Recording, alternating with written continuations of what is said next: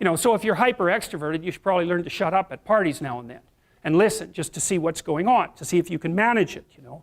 And if you're introverted, well, then you should learn how to speak in public and to learn how to go to parties without hiding in the corner and saying nothing to anyone.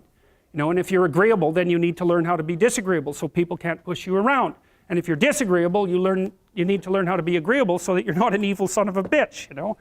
So, and the same thing applies even in the conscientious domain. It's like if you're too conscientious, you need to learn to relax and let go a little bit. And if you're unconscientious, it's time like, get out the Google Calendar, man, and start scheduling your day, right? And beat yourself on the back of the head with a stick until you're disciplined enough so that you can actually stick to something for some length of time and not living in absolute squalor, which is something that would characterize someone who's very disorderly, for example, because they don't notice.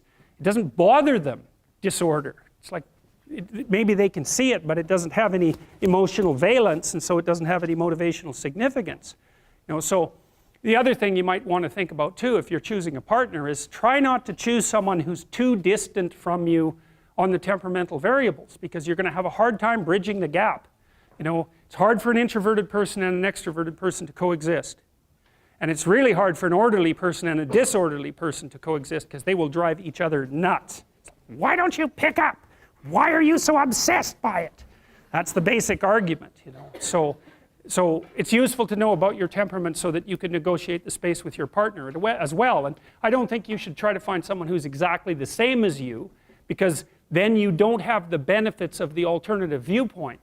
But you got to watch it, because you may hit irreconcilable differences of various sorts. And I've seen that most particularly among couples who are high and low in openness. That's a rough one. And also high and low in conscientiousness. That's another rough one, because they just cannot see how the other person sees the world at all. Okay.